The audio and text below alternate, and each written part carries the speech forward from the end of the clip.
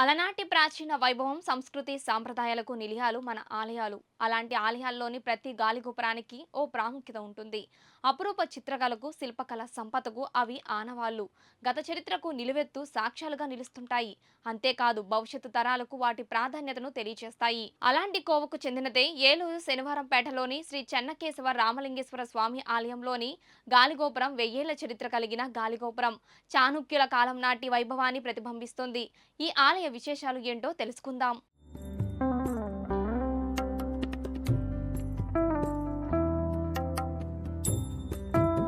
ఏలూరు నగరానికి 3 కిలోమీటర్ల దూరంలో శనివారపుపేటలో ఎడమవైపున్న ఎత్తైన గాలిగోపురం దర్శనమిస్తుంది. పాదచారులతో పాటు వాహనదారులను కూడా విశేషంగా ఆకట్టుకుంటోంది.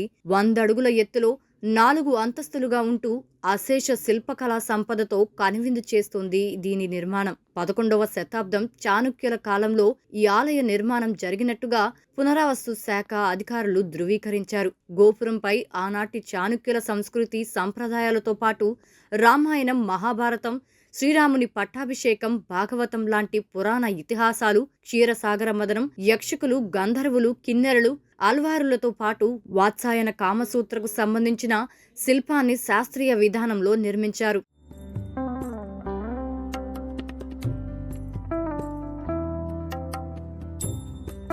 పూర్తిగా ఇసుకరాతి శిల్పాలతో నిర్మితమైన ఈ గాలిగోపురం కొన్నేళ్ల క్రితం శిథిలావస్థకు చేరుకోగా 2004లో శిలా సంపదను తొలగించి పునర్నిర్మాణానికి చర్యలు చేపట్టారు. గోపురం వైభవం దెబ్బతినకుండా అంతే నైపుణ్యంతో ఎంతో అందంగా మళ్లీ గోపురాన్ని పూర్వ వైభవం తీసుకొచ్చారు. ఈ పునర్నిర్మాణంలో పూర్వ వైభవం దెబ్బతినకుండా పూర్తిగా పాడైన వాటిని తొలగించి వాటి స్థానాలలో మరొక విగ్రహాన్ని నిర్మించడానికి సున్నం, జనపనార పొట్టు, బెల్లం, కరక్కాయ, తుమ్మ చిగురు మిశ్రమాన్ని ఉపయోగించి శిలా సంపదను తిరిగి రూపొందించారు. ఐఐటి వరంగల్ పునరావాస్తు శాఖ అధికారులు సంయుక్తంగా గాలిగోపురం పునర్నిర్మాణంలో తగు సలహాలు, సూచనలు అందించారు. చాణుక్యుల రాజుల కాలంలో నిర్మితమైనప్పటికీ తర్వాత కాలంలో అప్పటి జమీందారులు ఆలయ పోషకులుగా ఉన్నట్లు ఇక్కడ శాసనాల ద్వారా తెలుస్తోంది.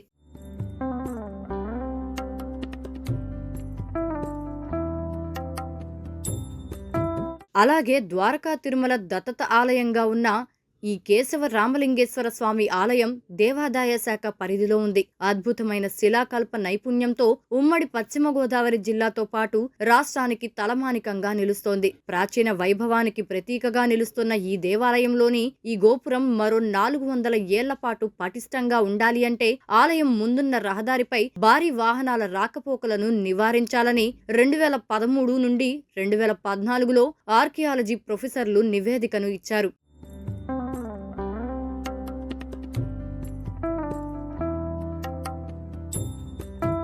దీంతో ప్రభుత్వం, పునరావాస్తు శాఖ అధికారులు స్పందించి చాణుక్య రాజుల కాలం నాటి ఈ ప్రాచీన గోపురం వైభవాన్ని భవిష్యత్ తరాల వారికి తెలిసేలా చర్యలు తీసుకోవాలని ఇక్కడ ప్రజలు కోరుకుంటున్నారు. కేశవస్వామి కేశవో కేశనాశన అంటే క్లేశములు అనగా బాధలను తీర్చేటువంటి వాడు శ్రీ మహావిష్ణువు కేశవస్వామి.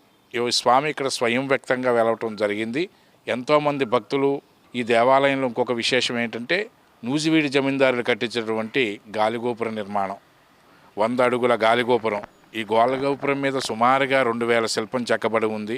రామాయణం, భారతం, భాగవతం, కళాశాస్త్రం, క్షీరసాగర మదనం, యక్షులు, కిన్నెరులు, కింపురుషులు, అలాగే ఆళ్వార్లు, రామపట్టాభిషేకం, క్షీరసాగర మదనం ఇటువంటివి అలనాటి రాజుల యొక్క జైత్రయాత్రలు, కళాశాస్త్రం మొన్నగనటువంటి కూడా 2000 శిల్పం, 100 అడుగుల గాలిగోపురం.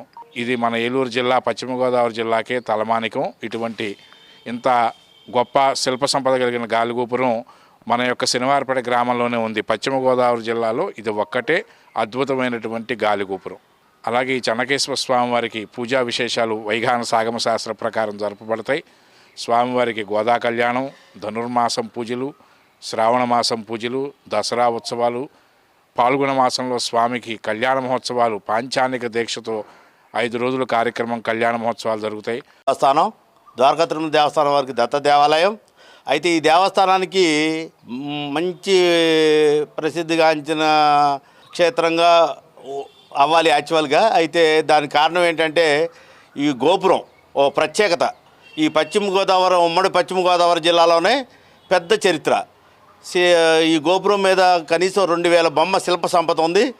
మరి ఒకనొక టైంలో చూసుకుంటే ద్వారకా తిరుమల దేవస్థానం వారి గోపురానికి ఈక్వల్గా ఉండటమే కాకుండా జిల్లాలోనే ఇది మొట్టమొదటిగా శిల్ప సంపద ఒక ప్రత్యేక ఆకర్షణగా భక్తులకి ఎంతో చూసిన వారికి చూసినట్టుగా ఎంతో ఇదయ్యేవారు. అంత శిల్ప సంపద ఈ దేవస్థానానికి అంత ప్రత్యేకత. ఇప్పుడు ఇది ఏలూరుకి 3 కిలోమీటర్ల దూరంలో ఉన్న శనివారపేట అండి. శ్రీ చెన్నకేశవ రామలింగేశ్వర స్వామి వారి దేవస్థానం చాలా ప్రాచీనమైన దేవస్థానం. ఇది 10వ శతాబ్దంలో వేంగి చాళుక్యుల కాలంలో ఈ ఆలయ ప్రతిష్ఠ జరిగినట్లుగా మనకు ప్రతీతి. మరి ఇక్కడ చెన్నకేశవ స్వామి చాలా ఎంతో వైభవంగా ఇక్కడ ఉత్సవాలు జరుగుతాయి. అలాగే రామలింగేశ్వర స్వామి వారి ఆలయంలో కూడా ఎంతో గొప్పగా మహాశివరాత్రి వంటి ఉత్సవాలన్నీ కూడా చాలా ఘనంగా జరుగుతాయి. ఈ ఆలయానికి ప్రత్యేకత ఏంటంటే అందరూ అన్నట్టుగా ఏంటంటే మన గాలిగోపురం. ఈ గాలిగోపురం మీద దాదాపు 3000 శిల్పాలు, రమణీయమైన శిల్పాలు అలరాడుతున్నాయి. ఈ శిల్పాలన్నింటినీ కూడా మనకి 2005లో అప్పుడు దేవస్థానం వారు దక్షిణ వైపు శిల్పాలన్నీ తొలగించి సిమెంట్తో నిర్మాణం చేయాలని వాళ్ళు ప్రయత్నం చేశారు.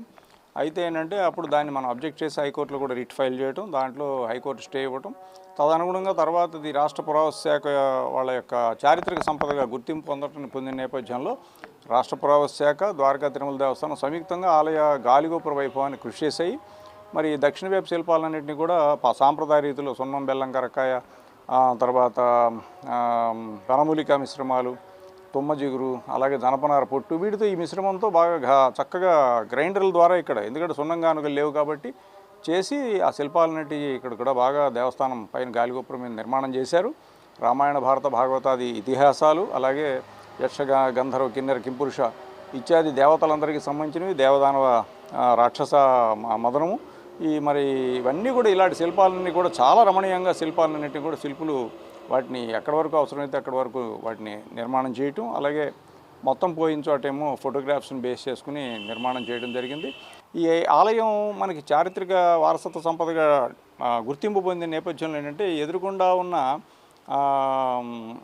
హైవే, ఈ హైవే నుంచి చాలా మనకి హెవీ వెహికల్స్ బాగా వెళ్తున్నాయి. ఈ నేపథ్యంలో ఏంటంటే గాలిగోపురానికి వైబ్రేషన్స్ యొక్క ప్రభావం ఉందని చెప్పి వరంగల్ నిట్ ఎక్స్పర్ట్స్ కూడా వాళ్ళు చెప్పటం. దాని నేపథ్యంలో ఏంటంటే రోడ్డుని హెవీ వెహికల్స్ బారి నుంచి మళ్లించవలసిన అవసరం ఉంది ఇప్పుడు, ఎందుకంటే ఇది 300 సంవత్సరాలు ఇంకా అలరాడుతుందని చెప్పి నిపుణులు, ఎక్స్పర్ట్స్ అందరూ కూడా చెప్పారు. బట్ ఈ వైబ్రేషన్స్ యొక్క ప్రభావం వల్ల దీని యొక్క లైఫ్ స్పాన్ బాగా తగ్గిపోయే అవకాశం ఉంది. ఈ ఫౌండేషన్ స్ట్రెంగ్తెన్ చేయడానికి కూడా ఎపాక్సీ రెక్సిన్ గ్రౌటింగ్ వర్క్ కూడా చేయించడం జరిగింది.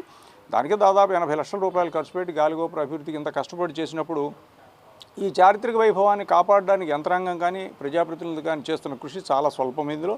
అయితే ఏంటంటే ఇప్పుడు వరంగల్ నిట్టి వాళ్ళు ఇచ్చిన రిపోర్ట్ని బేస్ చేసుకుని జిల్లా కలెక్టర్ గారు చైర్మన్ గాను, అట్ ద సేమ్ టైం కన్వీనర్గా ఎస్పీ గారు కూడా ఏర్పాటు, transport authorities, RTO, RTC RM గారు, ఆర్టీఓ గారు, వీళ్ళందరూ మొత్తం ఇతర శాఖల అధికారులు, ఆర్ఎన్బి అన్ని శాఖల అధికారులతో కూడా కమిటీ ఒకటి ఫారం అయింది. అయితే ఆ కమిటీ ఇప్పటివరకు కూర్చోలేదు. దీని విషయంలో ద్వారకా తిరుమల దేవస్థానం ఈవో వేండ్ర తిరునాథరావు గారు, అలాగే ఎండోమెంట్స్ తరఫు నుంచి కూడా, కమిషనర్స్ నుంచి కూడా, అలాగే రాష్ట్ర పురావస్తు శాఖ నుంచి కూడా, కలెక్టర్లకు కూడా అనేక రకాల విన్నపాలు జరిగినా కానీ ఈ రోడ్ నుంచి హెవీ వెహికల్స్ బారి నుంచి తప్పించే విధంగా వేరే బైపాస్ చేసే విధంగా జరిగిన కృషి మాత్రం ఏమాత్రం ముందడుగు వేయాల.